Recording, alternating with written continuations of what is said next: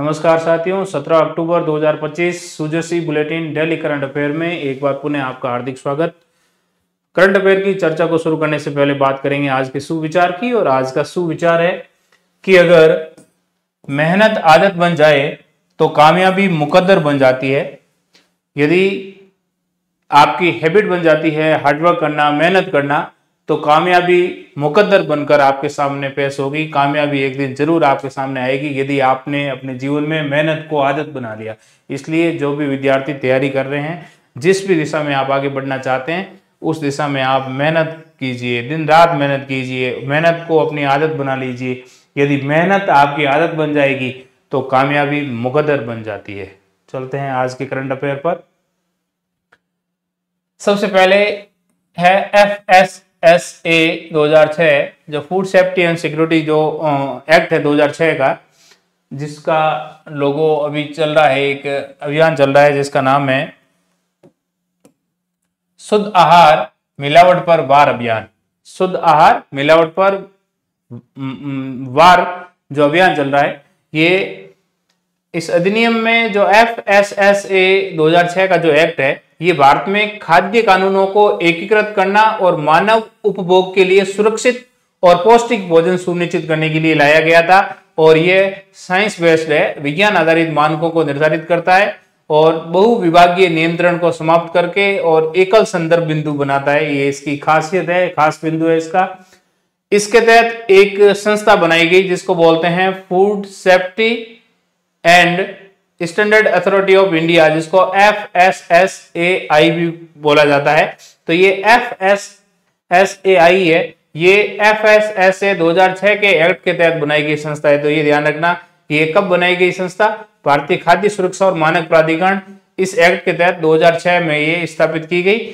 और ये भारत में खाद्य सुरक्षा मानकों को लागू करने वाला शीर्ष नियामक है। सबसे जो सुप्रीम जो रेगुलेटिंग एक्ट जो बॉडी है, जो फूड सेफ्टी के स्टैंडर्ड को लागू करने वाली संस्था है, उसका नाम है FSSAI, भारतीय खाद्य सुरक्षा और मानक प्राधिकरण।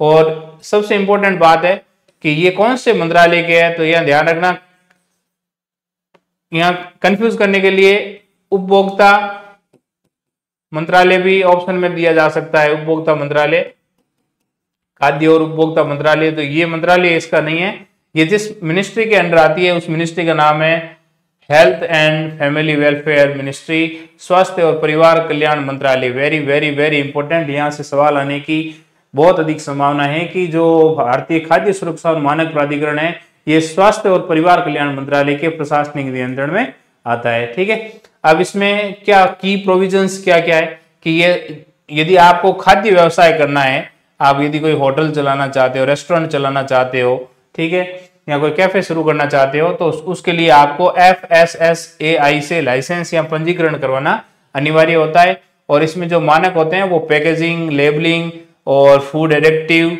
और कंटामिनेंट्स के लिए सख्त मानक निर्धारित किए गए हैं। और यदि घटिया भोजन के लिए 5 लाख तक का जुर्माने का प्रावधान भी है इसमें। और जोखिम विश्लेषण और निर्धारण के लिए प्रक्रियाएं स्थापित करने की भी अनुमति है। और आनुवंशिक रूप से संशोधित, जिसको जेनेटिकली मॉडिफाइड GM क्रॉप्स बोलते हैं, और विकिरणित, जिसको इरेडिएटेड खाद्य पदार्थ बोलते हैं, उनके निर्माण और बिक्री को भी ये विनियमित करता है। कुल मिला के हम कहेंगे कि ये जो FSSA 2006 का जो एक्ट है, ये भारत में one nation one food law की दिशा में एक महत्वपूर्ण कदम है। ठीक है, और जब भी त्योहार या फेस्टिवल का समय आता है तो उस समय जो सरकार होती है वो मतलब खाद्य पदार्थों में मिलावट को रोकने के लिए अभियान चलाती है। तो इस बार जो दीपावली से पहले जो अभियान चल रहा है उसका नाम है शुद्ध आहार मिलावट पर वार अभियान। ठीक है, अगला है निक्षय पोषण योजना। Very very very important, Nikshay पोषण योजना। अब ध्यान रखना कि निक्षय पोषण किट वितरित किए जा रहे हैं अभी। निक्षय पोषण किट, ये सब मुख्य रूप से निक्षय पोषण योजना के तहत जो टीबी रोगी है, जो ट्यूबरकुलोसिस जिसको बोलते हैं टीबी रोगी, उनको अतिरिक्त पोषण सहायता देने के लिए चलाए गए अभियानों को संदर्भित करता है। निक्षय पोषण योजना टीबी के मरीजों को सीधे आर्थिक सहायता देने के लिए भारत सरकार की एक पहल है। तो निक्षय पोषण योजना भारत सरकार की है, और कौन से मरीजों के लिए? टीबी के मरीजों के लिए। ठीक है, अब निक्षय पोषण योजना क्या है? ये केंद्र सरकार द्वारा प्रायोजित योजना है जो अप्रैल 2018 में शुरू की गई। कब शुरू की गई? पहली बात ध्यान रखना है, अप्रैल 2018 में शुरू की गई। इसका जो उद्देश्य क्या है? टीबी के मरीजों को उनके इलाज की पूरी अवधि के लिए पोषण संबंधी सहायता देना, ताकि वे कुपोषण से बच सके और इलाज में उनको मदद मिल सके। टीबी वाले जो पेशेंट होते हैं वो अधिकतर गरीब तबके के लोग होते हैं, जिनको पर्याप्त रूप से पोषण नहीं मिलता, तो उनको सप्लीमेंट्स देने के लिए, पोषण देने के लिए ये निक्षय पोषण योजना शुरू की गई है। और इस योजना के तहत एक पोर्टल बनाया गया है जिसको बोलते हैं निक्षय पोर्टल। उस पर पंजीकृत हर टीबी रोगी को 1000 रुपए प्रति माह की नगद सहायता सीधे बैंक खाते में दी जाती है। ये जो पहले 500 थी, जिसको अक्टूबर 2024 में बढ़ाकर कितने कर दिया है? 1000 रुपए। अब इसके एक घटक के तहत निक्षय पोषण किट भी दिया जाता है। निक्षय पोषण किट, यह निक्षय पोषण योजना के तहत दी जाने वाली नकद सहायता के अतिरिक्त है। 1000 रुपए तो मिलेंगे ही मिलेंगे, इसके अलावा ये किट और दिया जाएगा जो टीबी के मरीजों को पोषण से भरपूर भोजन के पैकेट या किट उपलब्ध करवाने का एक कार्यक्रम है।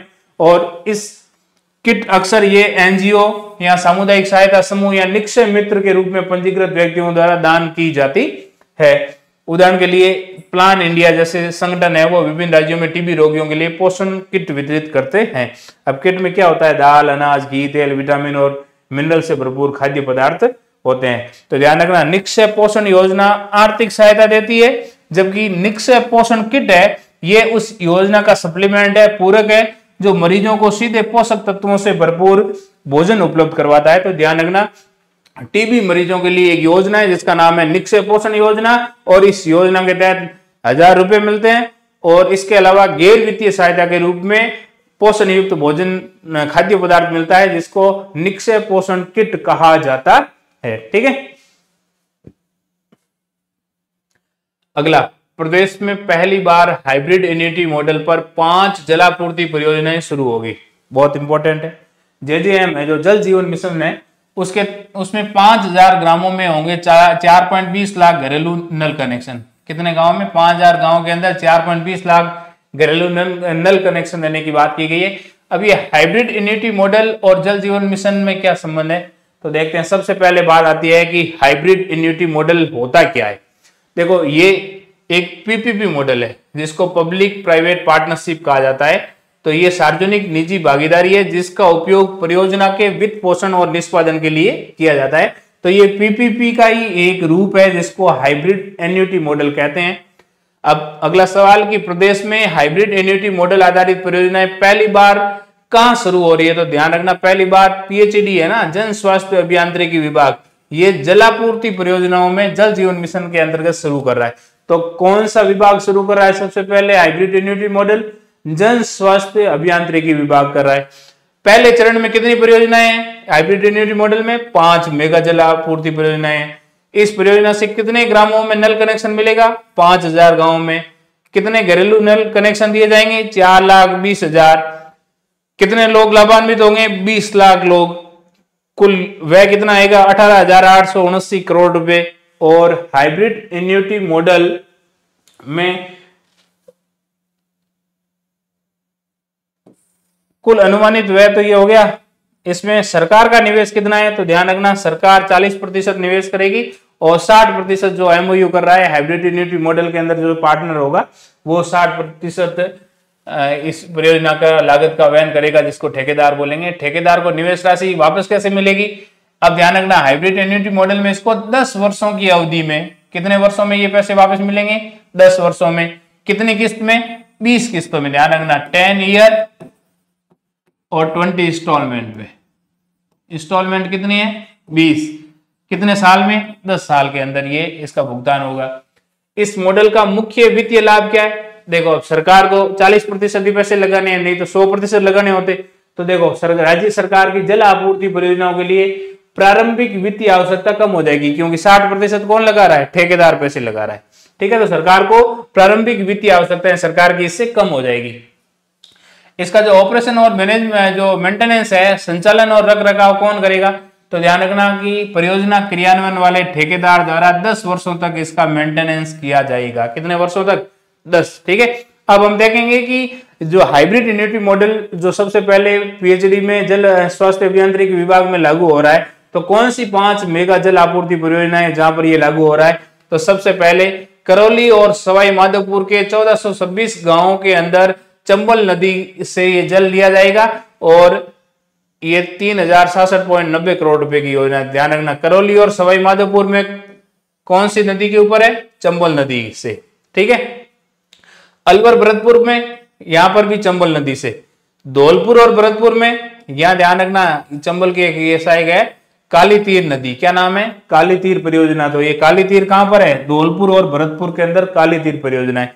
जाखम डैम चित्तौड़गढ़, प्रतापगढ़, राजसमंद और उदयपुर के 1473 ग्राम इससे लाभान्वित होंगे। और इंदिरा गांधी नहर परियोजना के तहत सीकर और झुंझुनू के जो अभी तक शेष ग्राम रहे हैं वहां पर हाइब्रिड इम्यूनिटी मॉडल के तहत जलापूर्ति की व्यवस्था की जाएगी। तो ये पांचों परियोजनाओं के नाम भी आपको ध्यान होने चाहिए।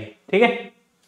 अब चलते हैं राजस्थान स्टाम्प एक्ट 1998 की धारा 2(10) में प्रदत्त शक्तियों का उपयोग कर वरिष्ठ संयुक्त विधि परामर्शी को पूरे राज्य में कलेक्टर के रूप में नियुक्त किया गया है।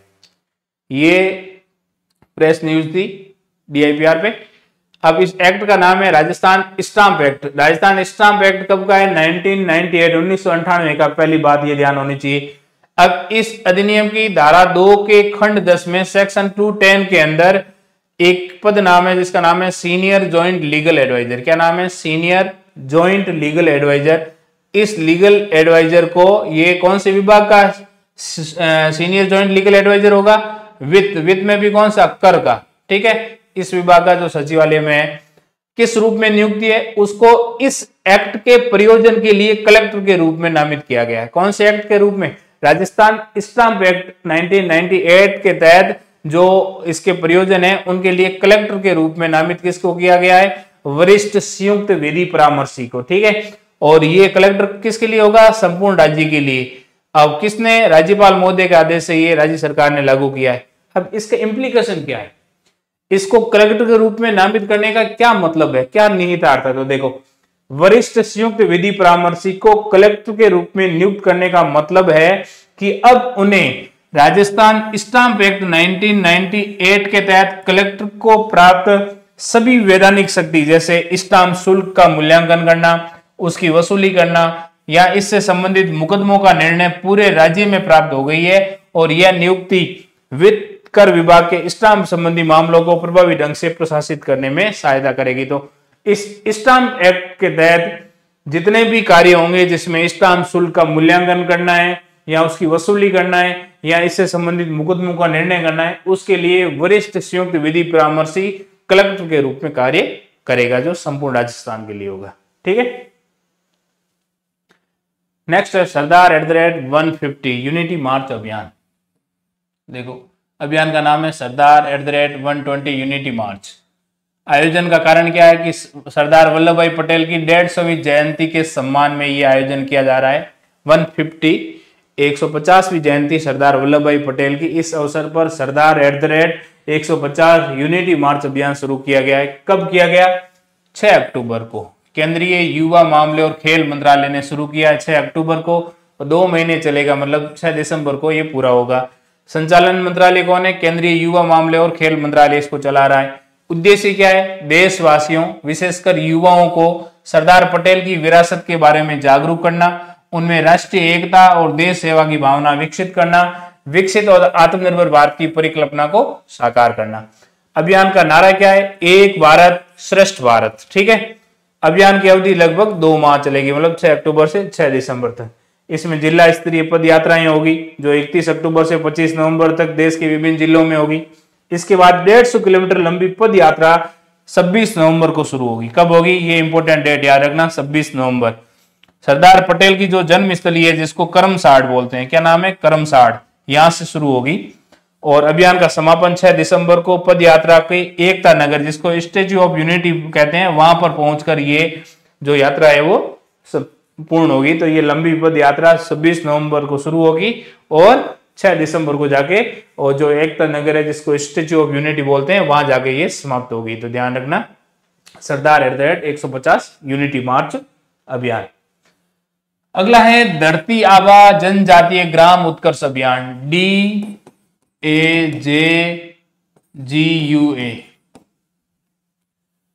धरती आभा जनजातीय ग्राम उत्कर्ष अभियान है। उद्देश्य क्या है? अपने अधिकार और सरकारी योजनाओं के प्रति जनजातीय समुदायों तक जागरूकता और पहुंच बढ़ाकर उनका सशक्तिकरण सुनिश्चित करना। उनके जो अधिकार है या उनके लिए जो सरकारी योजनाएं शुरू की गई है उनके प्रति जनजातीय समुदायों को जागरूक करने के लिए एक अभियान चल रहा है जिसका नाम है धरती आभा जनजातीय ग्राम उत्कर्ष अभियान। अब देखो, प्रधानमंत्री का संकल्प है हर आदिवासी के दरवाजे तक सरकारी लाभ पहुंचाना। राजस्थान इस मामले में बहुत महत्वपूर्ण फैक्ट है कि इस अभियान में राजस्थान देश में पहले स्थान पर रहा, पहली पोजीशन में। किस मामले में? धरती आभा जनजातीय ग्राम उत्कर्ष अभियान को लागू करने के मामले में, ठीक है ना। राज्य के जनजातीय विकास विभाग के अतिरिक्त मुख्य सचिव श्री कुंजीलाल मीणा को यह पुरस्कार मिला है। राष्ट्रपति श्रीमती द्रौपदी मुर्मू ने विज्ञान भवन नई दिल्ली के अंदर नेशनल कॉन्क्लेव के अंदर ये अवार्ड दिया है और इसमें देश के 549 जिलों के 63,000 से अधिक जनजातीय बहुल गांव कवर किए जा रहे हैं, जिसमें 207 जिलों की 29,000 से अधिक विशेष रूप से कमजोर जनजातीय समूह जिसको पीवीटीजी बोलते हैं, इन बस्तियों को भी शामिल किया है। ध्यान रखना, धरती आभा जनजातीय ग्राम उत्कर्ष अभियान क्या है? जनजातीय समुदायों में जागरूकता बढ़ाना और सरकारी योजनाओं का अधिक से अधिक लाभ उन तक पहुंचे, इस बारे में जागरूक करने के लिए अभियान चल रहा है, धरती आभा जनजातीय ग्राम उत्कर्ष अभियान। और इसमें राजस्थान को अभी पहला स्थान मिला है पूरे देश में। मिशन का उद्देश्य क्या है? जागरूकता और डिलीवरी, शासन, सामुदायिक लामबंदी के माध्यम से सहभागी शासन को बढ़ावा देना, जनजातीय युवाओं को डिजिटल योद्धा और जमीनी स्तर पर परिवर्तन लाने वाले एजेंट के रूप में सशक्त बनाना, SCD स्क्रीनिंग, जागरूकता और परामर्श, स्वास्थ्य और जागरूकता के बारे में। राजस्थान देखो पहले नंबर पर रहा, किस किस मामले में? विकास कार्य और सरकारी सेवाओं की समय पर डिलीवरी के मामले में, शिकायत निवारण प्रणाली को पूर्ण प्रभावी बनाने के मामले में और जनजातीय वर्ग के अधिकारों की अक्षरश पालना, उनके कल्याण और उत्थान के रूप में करने के मामले में राजस्थान पूरे देश में पहले स्थान पर रहा है। अब अगली योजना है मुख्यमंत्री किसान सम्मान निधि योजना। पीएम किसान की तर्ज पर ही राजस्थान में शुरू की गई मुख्यमंत्री किसान सम्मान निधि योजना, ठीक है। ये राजस्थान सरकार ने शुरू की थी 30 जून 2024 को। कब की थी? 30/6/24 को ये योजना लागू की गई, मुख्यमंत्री किसान सम्मान निधि योजना। अब ये क्या है? जैसे पीएम किसान सम्मान निधि है ना, उसमें 6,000 रुपए दिए जाते हैं। फिर राजस्थान में क्या किया कि किसानों को 2,000 रुपए अतिरिक्त सहायता देना प्रारंभ किया। कब? 30 जून 2024 को। तो कुल मिला के 6 + 2 8,000 रुपए हो गए, ठीक है। इसके बाद में फाइनेंशियल ईयर 2025-26 के अंदर बजट में इसको बढ़ाकर 1,000 रुपए और बढ़ा दिए। इसका मतलब 8,000 से कितने कर दिए? 9,000। तो 6,000 तो केंद्र सरकार देती है प्लस 3,000 राज्य सरकार देती है। किस योजना के तहत? मुख्यमंत्री किसान सम्मान निधि योजना के तहत। तो कुल मिला के अब किसानों को कितने रुपए मिल रहे हैं? 9,000 रुपए मिल रहे हैं, ठीक है ना। और ये डायरेक्ट बेनिफिट ट्रांसफर डीबीटी प्रणाली के तहत सीधे किसानों के बैंक खाते में दिए जाते हैं। और प्रधानमंत्री किसान सम्मान निधि ये 2019 में मोदी जी ने शुरू किया। कब किया? 2019 में। जबकि मुख्यमंत्री किसान सम्मान निधि 2024 में, ये है 2024 में, जबकि जो प्रधानमंत्री वाली योजना है वो है 2019 में शुरू की गई, ठीक है ना। देश के छोटे और सीमांत किसानों को प्रत्यक्ष आर्थिक सहायता देने के लिए शुरू की गई और केंद्र सरकार ने अभी इसकी कौन सी किस्त बांटी है? 20वीं किस्त के रूप में 9.7 करोड़ किसानों को 20,500 करोड़ रुपए की राशि वितरित की है प्रधानमंत्री किसान सम्मान निधि के तहत। तो ये 2019 में योजना शुरू की गई है। जबकि मुख्यमंत्री किसान सम्मान निधि 2024 में 30 जून 2024 को शुरू की गई। शुरू में 2,000 रुपए अतिरिक्त दिए जा रहे थे, फिर बाद में अगले फाइनेंशियल ईयर में बढ़ाकर इसको कर दिए 3,000 रुपए, ठीक है। ये पीएम किसान और राज्य की जो योजना है ये संयुक्त पहल के तहत कुल मिला के 9,000 रुपए दिए जाते हैं। प्रधानमंत्री किसान सम्मान निधि योजना के तहत अब तक राजस्थान में 71.79 लाख किसान को लाभ मिल रहा है। ये ध्यान रखना, आजकल इस प्रकार के फैक्ट बहुत ज्यादा पूछे जाते हैं, ठीक है। तो 71.79 मतलब लगभग 72 लाख लोगों किसानों को इसका लाभ मिल रहा है। राजस्थान के कितने किसान है? 72 लाख, ठीक है। ये योजना छोटी जोत वाले किसानों को बीज, उर्वरक, सिंचाई जैसी मूलभूत जरूरतों के लिए स्थिर आर्थिक सहायता प्रदान करती है। ये ग्रामीण अर्थव्यवस्था में नकदी प्रवाह को बढ़ाएगी, जिससे स्थानीय बाजारों में लोगों के पास, किसानों के पास पैसे आएंगे तो मार्केट जाएंगे, उससे क्या है? कैश फ्लो बढ़ेगा। कैश फ्लो बढ़ेगा तो स्थानीय बाजारों के अंदर क्या है कि ज्यादा डिमांड होगी, तो स्थानीय बाजारों वो और अधिक गति से आगे बढ़ेंगे, ठीक है। अगला है भगवान धन्वंतरी आयुर्वेद चिकित्सा का जनक। आयुर्वेद चिकित्सा का जनक किसको माना जाता है? भगवान धन्वंतरी को। ठीक है, और धनतेरस के दिन इनकी जयंती मनाई जाती है। भगवान धन्वंतरी को आयुर्वेद चिकित्सा का जनक माना जाता है। हिंदू पौराणिक कथा के अनुसार वह देवताओं के वेद है। देवताओं के वैद्य कौन है? धन्वंतरी जी। और भगवान विष्णु के अवतार माने जाते हैं। ऐसा माना जाता है कि समुद्र मंथन के दौरान भगवान धन्वंतरी क्षीर सागर के मंथन से अमृत का कलश लेकर प्रकट हुए और उन्हें स्वास्थ्य और अमरता का देवता माना जाता है। वे न केवल एक चिकित्सक थे बल्कि आयुर्वेद की दिव्य प्रणाली को मनुष्यों तक पहुंचाने वाले भी थे। और उन्होंने राजा दिवोदास के रूप में पृथ्वी पर पुनर्जन्म लिया। किस रूप में? राजा दिवोदास के रूप में। और अपने शिष्यों को आयुर्वेद की शिक्षा दी। उन्हें एक प्रसिद्ध शिष्य सुश्रुत भी इनके शिष्य माने जाते हैं, जिनको शल्य चिकित्सा का जनक माना जाता है। भगवान धन्वंतरी का प्राकट्य दिवस माना जाता है दिवाली से 2 दिन पहले धनतेरस के रूप में। इस दिन उनकी पूजा अर्चना करने से अच्छी सेहत और समृद्धि की प्राप्ति होती है। जहां भगवान धन्वंतरी को आयुर्वेद का दिव्य जनक माना जाता है, वहीं ऐतिहासिक ग्रंथों के अनुसार महर्षि चरक और महर्षि सुश्रुत जैसे विद्वानों ने भी आयुर्वेद के ज्ञान को संकलित और व्यवस्थित करने में महत्वपूर्ण योगदान दिया। तो आयुर्वेद चिकित्सा का जनक कौन है? भगवान धन्वंतरी जी। ठीक है, अगला है जनजाति बच्चों के लिए नई पहलें। जनजाति विकास विभाग राजस्थान सरकार ने जनजाति बच्चों के लिए कुछ नई पहल शुरू की है, जिसमें मोटे तौर पे एक बात ध्यान रखना है कि पहले नीट की परीक्षा की तैयारी के दौरान जो निःशुल्क कोचिंग प्रदान की जाती थी वो 12वीं क्लास से दी जाती थी। अब इन्होंने चेंज करके 12वीं की जगह 11वीं कक्षा से ही नीट परीक्षा की तैयारी की कोचिंग शुरू करवाई जाएगी। पहले ये ध्यान रखना कि ये कोचिंग पहले सामाजिक अधिकारिता विभाग द्वारा करवाई जाती थी, लेकिन अब जनजाति बच्चों को प्रतियोगी कोचिंग करवाने के लिए जनजाति विकास विभाग अपने स्तर पर 25 बच्चों की कोचिंग शुरू करवा रहा है। ठीक है, जो आर्थिक रूप से पिछड़े बच्चों को अच्छी शिक्षा और नौकरी पाने के बेहतर अवसर उपलब्ध होंगे। और यह इसका जो आधार अभियान है वो है आदि कर्मयोगी अभियान और धरती आबा कार्यक्रम। ठीक है, इन्हीं प्रोग्राम के तहत जनजाति बच्चों के लिए जनजाति विकास मंत्री श्री बाबूलाल खराड़ी जी ने ये नई पहल शुरू की गई है, जिसमें जनजाति बालिकाओं के लिए, ये केवल जनजाति की गर्ल्स के लिए है, 12वीं कक्षा के बजाय अब 11वीं कक्षा में नीट परीक्षा की तैयारी शुरू करवाई जाएगी। अगला देखो, 2 प्रोग्राम का नाम आया अभी, आदि कर्मयोगी और धरती आबा कार्यक्रम। तो क्या है पहले देख लेते हैं। ये दोनों प्रोग्राम जनजातीय मामलों का मंत्रालय चला रहा है। उद्देश्य है इनके जो ट्राइबल कम्युनिटी है उनका सशक्तिकरण करना और उनके समग्र विकास को सुनिश्चित करना। धरती आबा का मतलब होता है धरती का पिता, और यहाँ पर इन्होंने बिरसा मुंडा के संदर्भ में धरती आबा शब्द का प्रयोग किया है। आदि कर्मयोगी अभियान को धरती आबा जनजातीय ग्राम उत्कर्ष अभियान के तहत एक प्रमुख घटक के रूप में लागू किया जा रहा है। तो ये धरती आबा जनजातीय ग्राम उत्कर्ष अभियान है ना, जिसकी पहले मैं बात कर चुका हूं, उसी के एक घटक के रूप में ये प्रोग्राम है आदि कर्मयोगी अभियान। आदि कर्मयोगी अभियान जमीनी स्तर पर ये नेतृत्व लीडरशिप काडर तैयार करके धरती आबा कार्यक्रम के लक्ष्यों को प्राप्त करने में मदद करेगा। तो इसमें लीडरशिप काडर तैयार करने के लिए आदि कर्मयोगी अभियान भी चलाया जा रहा है। तो सबसे पहले हम बात करेंगे आदि कर्मयोगी अभियान की। देखो, ये राष्ट्रीय आंदोलन है। विकेंद्रीकृत आदिवासी नेतृत्व और शासन पारिस्थितिकी तंत्र बनाने पर यह केंद्रित है। इसका लक्ष्य है 1 लाख आदिवासी बहुल गांव में, कितने लाख गांव में? 1 लाख आदिवासी जो बहुल गांव है वहां पर 20 लाख आदिवासी परिवर्तनकर्ताओं का कैडर विकसित करना। 1 लाख आदिवासी गांव से 20 लाख आदिवासी परिवर्तनकर्ताओं का कैडर बनाना है। मतलब ऐसे लोग तैयार करना है आदिवासी कम्युनिटी से जो सरकारी योजनाओं को गांव-गांव तक पहुंचाने में मदद करेंगे। तो इनको बोलते हैं आदिवासी परिवर्तनकर्ता। तो ये आदिवासी परिवर्तनकर्ता की लीडरशिप तैयार करने के लिए आदि कर्मयोगी अभियान चलाया जा रहा है। जमीनी स्तर पर शासन को मजबूत करना और प्रत्येक आदिवासी गांव को आत्मनिर्भर और स्वावलंबी बनाना इसका प्रमुख उद्देश्य है। और आदिवासी नेताओं को विभिन्न सरकारी योजनाओं के कार्यान्वयन में प्रशिक्षित किया जाएगा।